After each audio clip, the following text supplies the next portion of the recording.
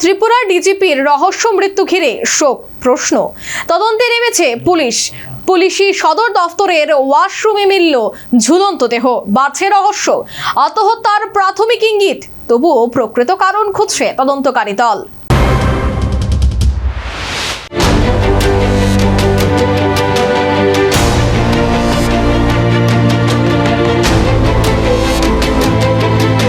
ত্রিপুরার প্রশাসনিক মহলকে স্তব্ধ করে দিল এক অভাবনীয় ঘটনা। সোমবার সকালে আগরতলার পুলিশ সদর দপ্তরে যথাসময়ে পৌঁছেছিলেন রাজ্যের পুলিশ মহাপরিচালক অনুরাগ।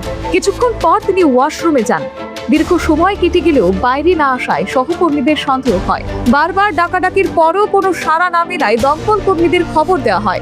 বিশ্বস্ত সূত্রে খবর, দরজা ভেঙে ভেতরে ঢুকলেই দেখা যায় তিনি ঝুলন্ত অবস্থায় রয়েছেন। দ্রুত তাকে উদ্ধার করে জিবি হাসপাতালে নিয়ে যাওয়া হয়। তবে দীর্ঘ পরীক্ষা নিরীক্ষার পর কর্তব্যরত চিকিৎসক ডাক্তার প্রদীপ ভৌমিক জানান, হাসপাতালে আনার আগেই তার মৃত্যু হয়েছিল।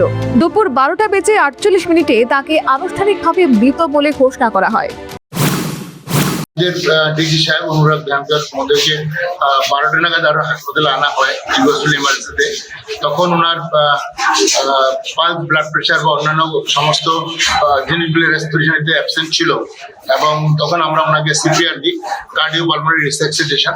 সব ধরনের প্রচেষ্টার পরেও যখন আর ওনাকে ফেরানো যায়নি, মানে ওনার কোনো জীবনের কোনো সাইন বা সিমটম আমরা খুঁজে পাইনি, তখন আমরা 12:48 ওনাকে আমরা ডেথ ডিক্লেয়ার করি। এখন পরবর্তী যেহেতু আমাদের এখানে ব্রড ডেথ আনা হয়েছে, সেই কারণে আমরা পোস্টমর্টমের জন্য পাঠাচ্ছি। আমাদের এখানে যখন আনা হয়েছে তখন আমরা কিছু পাই, আমরা যত অল্প সময়ের মধ্যে যতটা দেখা সম্ভব সঙ্গে সঙ্গে আমরা ইমার্জেন্সি নিয়ে আমরা চেষ্টা করি। ঘটনার খবর ছড়িয়ে পড়তেই পুলিশ সদর দপ্তরের শোকের ছায়া নেমে আসে। ছুটে যান মুখ্যমন্ত্রী মানিক সাহা। ঘটনাস্থলে পৌঁছে ফরেনসিক বিশেষজ্ঞরাও তদন্ত শুরু করেন।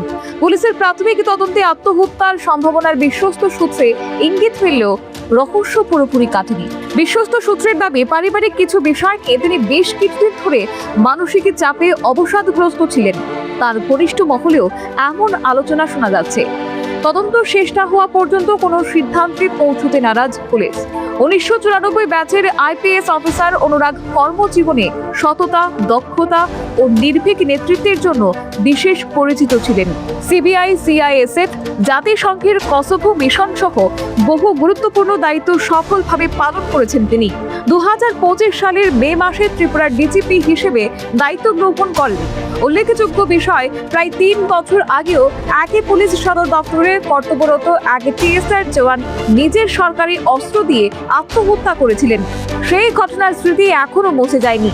এবার ডিজিপির এই রহস্যজনক মৃত্যু নতুন করে দাঁড়িয়ে দিয়েছে গোটা রাজ্যকে। তদন্তের রিপোর্টে জানাবে এই মৃত্যুর আড়ালে লুকিয়ে আছে ঠিক কোন সত্য। Bureau report, news vanguard.